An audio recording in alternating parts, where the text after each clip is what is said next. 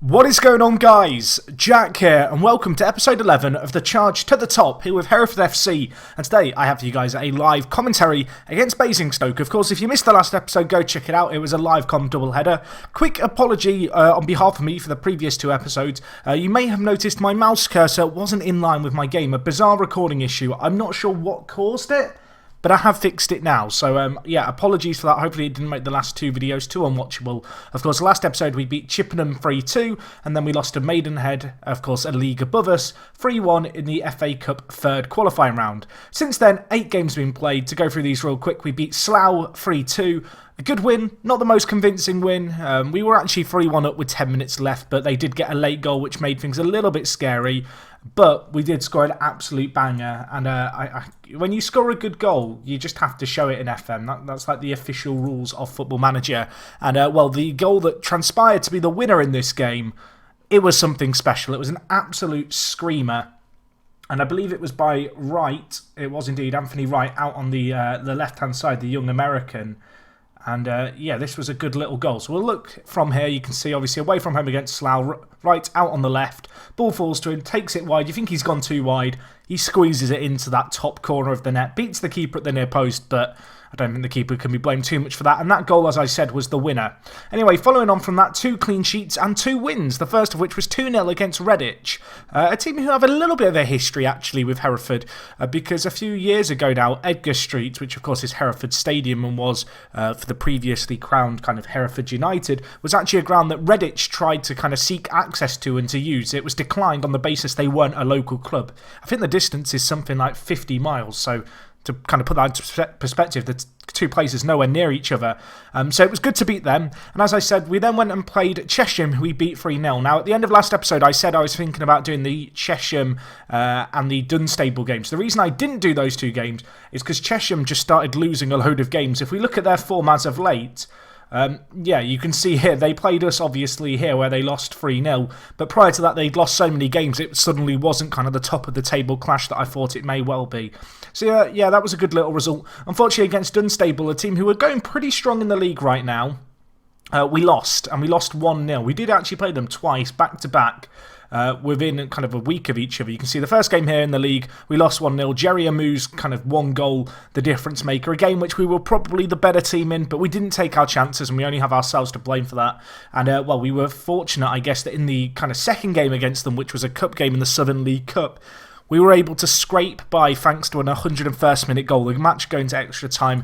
Matty Hamilton grabbing a brace. A good little achievement for him. He's not had kind of goals flowing in for him so far, but 7 goals in 9 games, or in 9 starts and 7 sub-appearances in all competitions isn't an absolutely terrible total, I guess, for him. And, well, he got 2 important ones there that saw us go marching on in that competition. So anyway, following on from this, we had a few league games to look forward to, and as you can see, we did okay in them. We beat Leamington 3-1, good results, fairly convincing. The 2 late goals, I guess, for us were what won us the game, but you can see looking at the stats, we were in control of it.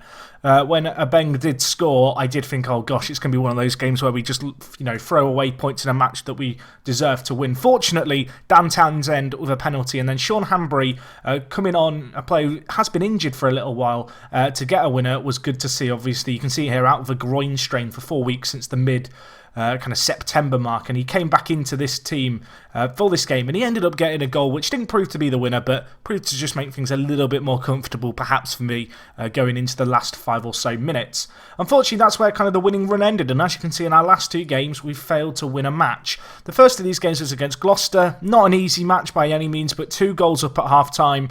Things were going amazingly, and we threw it away in the second half. Luke Hopper grabbing a brace. Not a bad striker, this guy. And yeah, unfortunately for us, we threw away what really should have been a comfortable 3 points in the second half.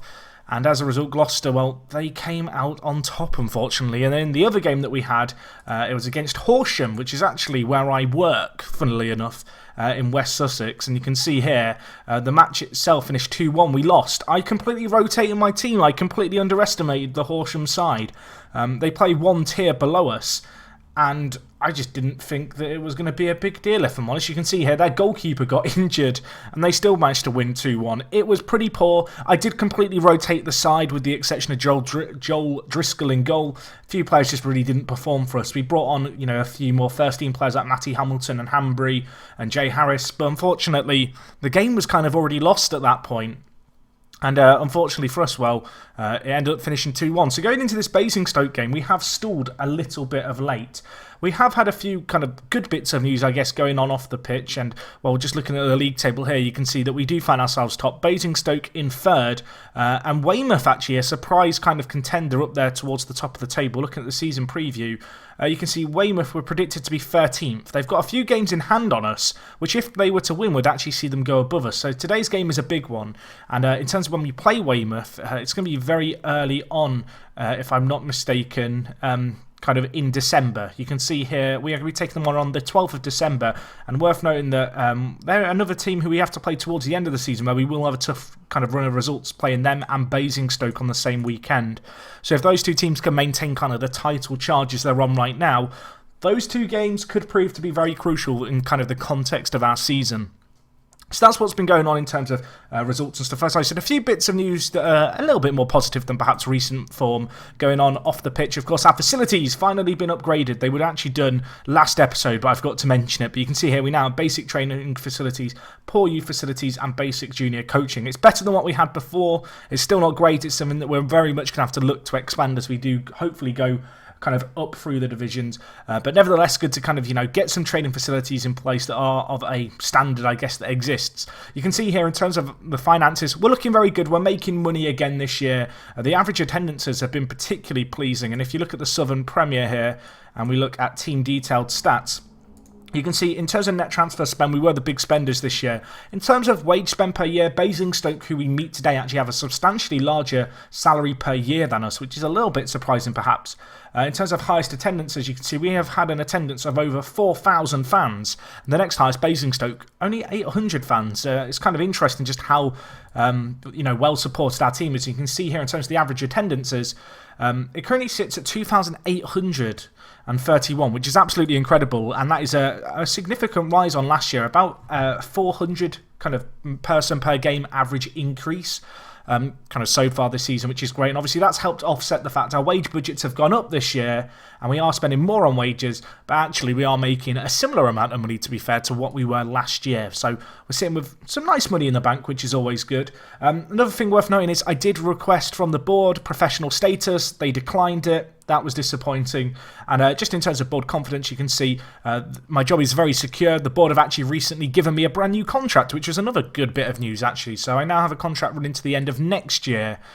You can see here, 2019.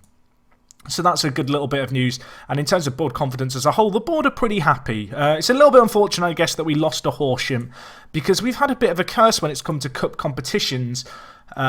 Just while we've been at Hereford, in all honesty. Obviously, the FA Cup last episode was disappointing. To lose against Horsham in the second round of the FA Trophy is really, disappointing. You actually see they seem to think they can understand why we were knocked out by Horsham. I mean, that seems a little bit weird to me. In terms of the Southern League Cup, of course, we're still in this competition. It's the only competition we are still in. Last year, we went crashing out of it early. Of course, this year, we beat Dunstable in it earlier on. And our third round game is actually going to be against Hitchin, who are a team in the same division as us. But I don't think we're going to be live comming that game. So anyway, in terms of actual player performances before we get into today's match, it's been very, very positive as of late. The last few results, the draw and the loss, perhaps a little bit of a down note. But in terms of goals, we are not short of them. Stevenson has 11 for the year. The Jamaican obviously came in from Tranmere for a decent fee. Didn't make a single appearance last year. 9 goals in 17 appearances for him. And worth noting, a few of our players have now signed new contracts to the end of next year. And, Darren Stevenson is one of those.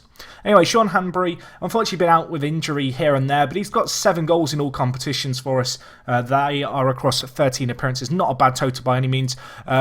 Aramide Ote has struggled a little bit as of late with goals. Of course, he got 5 goals in his first 2 games. Since then, just the 2 goals in 7. But a player who I definitely think we can fall back on and rely on for goals when we need them. Matty Hamilton also with 7 goals for the year, doing very well too. I already kind of touched upon how he's been getting on. So that's kind of the goal scoring kind of situation.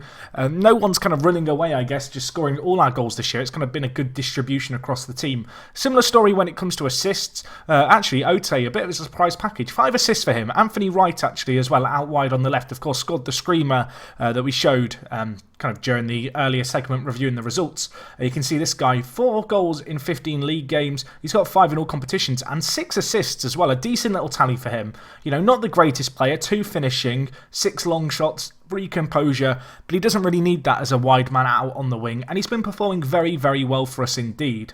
Anyway, in terms of the average ratings, you can see here Lewis Blackshaw, actually a bit of a surprise package. I wouldn't consider him a standout player in our team in truth, but the former Man City trainee joined us this year as a hot prospect, kind of gave him a bit of first-team football to start the season, and he's kind of run away with it and continued to perform well.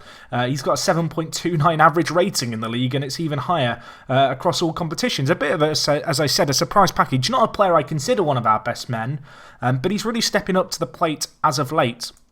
Similar story out on the right-hand side as well with Kane Smith, our right-back. He has got 1 goal and 1 assist.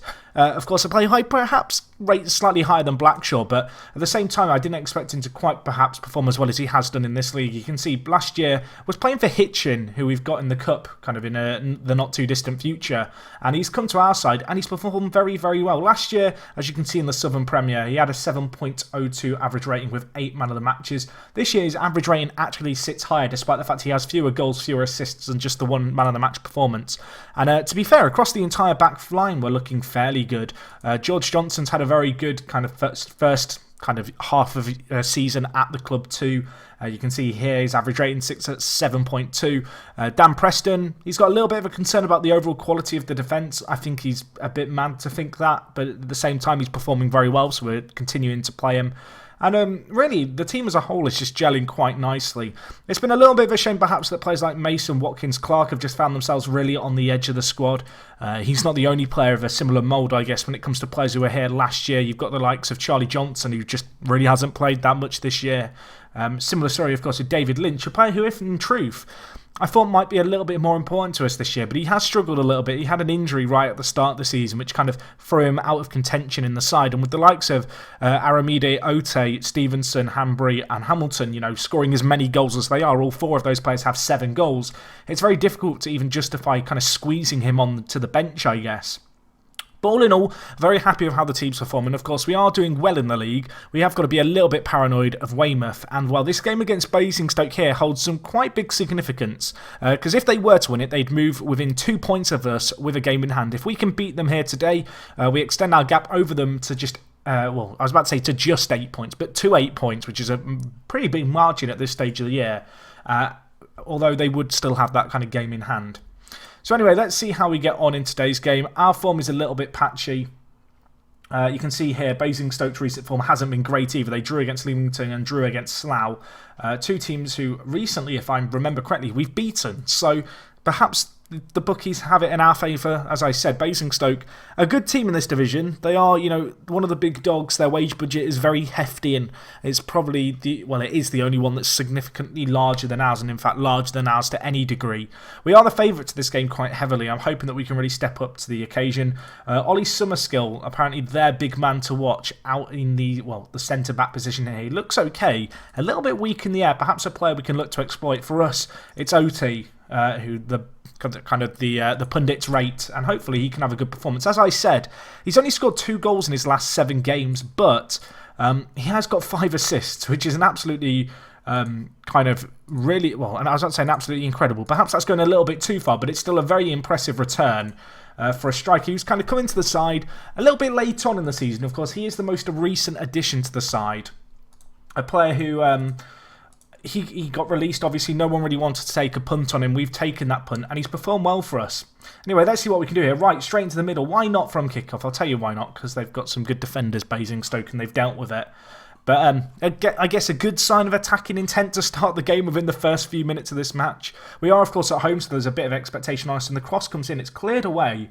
But, well, there might be a second bite of the cherry here. Townsend to Stevenson. 4 minutes gone. We find ourselves a goal up, and it's our top goal scorer for the season, Darren Stevenson, with his 12th goal of the season. Dan Townsend with the assist.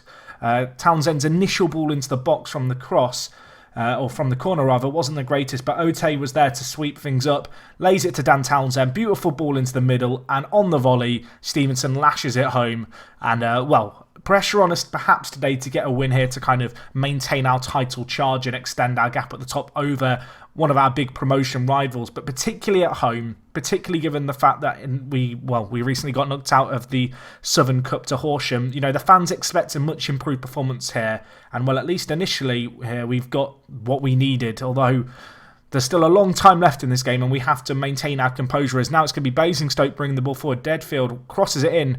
It's Charmley, and Charmley has scored. Makes it 1-1, and perhaps I was getting a little bit carried away here because, we've had 2 goals in the opening 10 minutes, 1 for either side. The build-up play, interesting here. We got stretched wide defensively. We looked in really good shape. Unfortunately, just no one picking up Charnley. And, number 5, Johnson there, the Scottish centre-back, perhaps a little bit guilty of just losing his man and letting him get inside.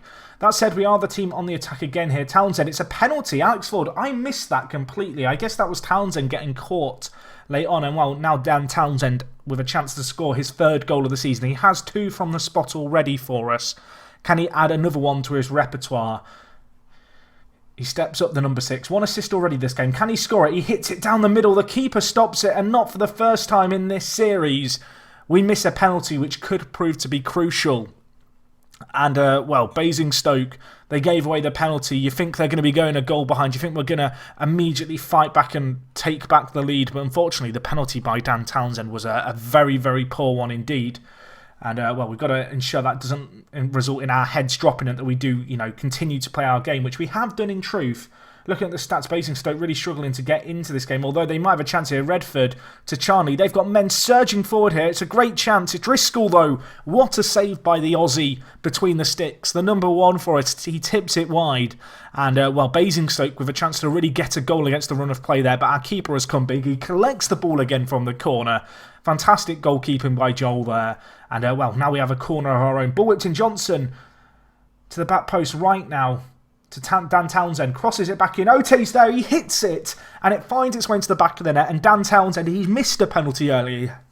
He got an assist for our first goal. He gets another assist for the collection. It's another corner that's just not dealt with well by Basingstoke. And the Dan Townsend crosses in the ball. Ote, it's a powerful header, and he places it well. Perhaps the keeper should do better. But, the header was directed right into that bottom corner. Difficult to get down to those kind of ones with no man on the post either. Basingstoke unable to stop it going in. And it's 2-1. And now we have the ball again. Stevenson to Harris. Hits it. Oh my gosh. Harris, what have you done? Jay Harris, the man, the myth, the legend. You may have noticed Duffman not playing in this game. Harris has been playing very well as of late. And what has he just done? He gets the ball here. How far out? 25 yards? Bang. Pick that out. What a strike that is by that man. 30 years old, the old dog in the team. But every dog has his day. And, he's got another day for himself there. Because that was one hell of a strike into that top corner. And we're on the attack again here. Ote can't quite bring it down, although Blackshaw's going to be there. Now with Wright. Options inside. Goes to Dan Townsend. He's going to be looking for his hat-trick of assists, isn't he, this game?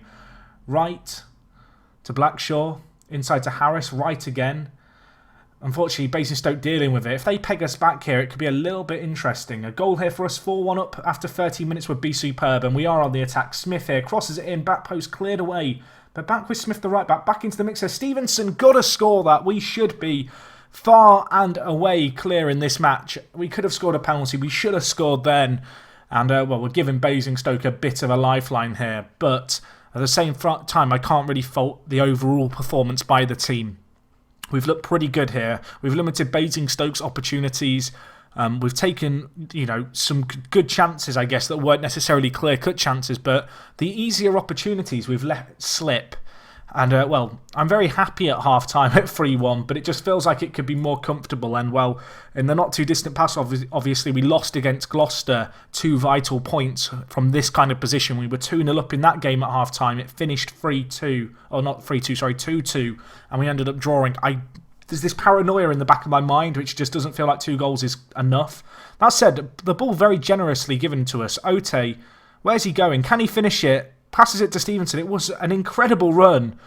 by the number 9 there up top for us. Unfortunately, Stevenson couldn't quite get enough power on the finish, and it was saved with relatively ease for Basingstoke. But, well, we're containing them well here, Basingstoke. Only the 2 shots on target after 15 minutes, and with the team in possession again here.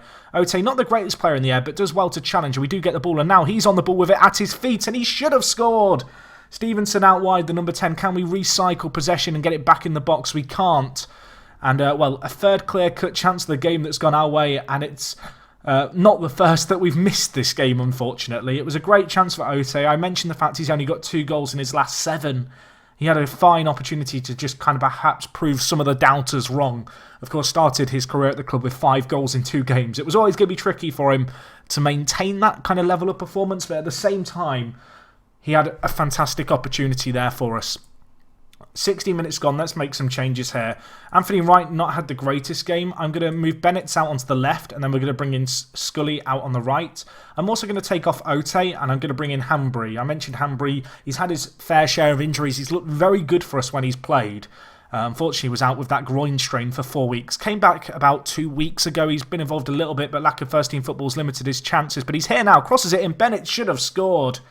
Somehow he skewed that wide. That was an absolute sitter. It was easier to score than miss, and somehow Bennett, out on that left-hand side, he's put it wide. It was a great chance for Hanbury, the sub, to get an assist. Unfortunately, the finish was pretty goddamn awful, wasn't it, in the end? But we're still 2 goals up, and we're still on the attack here. Bennett puts the ball into the box. It's cleared away. Dan Preston, can he put in a tackle? He can't. But, well, Smith is there to cover out on the right-hand side. No chance of a quick counter-attack there for Basingstoke. And we go back to Joel Driscoll at the back, and we look to build forward again. Scully on off the bench, of course, the right midfielder. Keep an eye on him. Number 15, a player who has kicked up a little bit of a fuss about lack of first-team football. But he has got a chance here, and he is the man on the ball now. Looking inside to Dan Townsend, now with Hanbury. Plays it to Stevenson. What a ball that is. Stevenson hits the woodwork. It's a 5th clear-cut chance of the game. This game should be so comfortable, and it's just not, is it? Stevenson, he could have a hat-trick. He should have a hat-trick, probably, in truth. But, well, fortunately, Basingstoke have been particularly poor going forward. They've not had a shot on target in the second half. And, well, with 5 minutes left, we're 2 goals to the good. We have 1 sub left to use. And I'm going to take off... who do I want to take off? It's a good question. I'm going to take off Jay Harris for Duffman. Obviously, Harris scored an absolute screamer for us to make it 3-1. But we'll bring on Duffman just to kind of make sure we don't get a needless sending off, because Harris is on a booking. And, well, I don't think it's going to interfere with our overall performance and this match as a whole making that change. 30 seconds left, maybe a late chance here. Ball in, it's cleared away. The team, they want another goal. Duffman on off the bench, looks inside, gives it to Blackshaw, crosses it. Hanbury's there, probably should have scored again. It's a 6th clear-cut chance of the game. We've not scored anything. I don't think we've scored a clear-cut chance this game, which is absolutely mad. We've had 5 half chances as well. We could still have another chance. It's another save. It's another opportunity. We've had 25 shots, 14 shots on target. We had 54% possession. Basingstoke have been made to look distinctly average by us. Unfortunately, our finishing has prevented this from being a real rout. Either way, though, very pleased with that overall team performance. A good win for us there. Weymouth, how did they get on? That's big for us. They drew against Gloucester. So Gloucester, down in 9th, doing us a big favour. You can see, really from, I guess you could see, Salisbury all the way up to Dunstable in 4th. It's ridiculously tight. You've got teams from 4th all the way down to 13th, separated by 5 points at this stage in the season. Worth noting that lots of teams have played a varying amount of games, including Weymouth, who... well, they're 6 points behind us, but they have got 2 games in hand, and they will be the team that we will be meeting in the next episode for episode 12. A big game for us coming up against Weymouth. We've actually got a fair few fixtures between then and now. That game happening on the 12th of December against Weymouth. They're a good team. They're a team who have been a bit of a surprise package. They are, of course, ahead of Basingstoke in the league, thanks to us beating Basingstoke here. And, yeah, despite them being a little way away, I feel like I've got to get planning, because that's going to be a tricky game just before Christmas. A midweek fixture on a Tuesday night. We will be at home, so I'm hoping we can kind of, I guess, use that to our advantage. And, yeah, well, hopefully I'll see you guys for that game. As always, if you have enjoyed today's episode, please do leave a like. It's greatly appreciated. If you've got any comments, feel free to leave them down in the comments section below. And other than that, guys, thank you so much for watching. As always, it is me, Jack. And I will talk to you guys in a bit. I'm out. In the league, Frank Stoke here. And yeah, despite them being a little way away, I feel like I've got to get planning because that's good.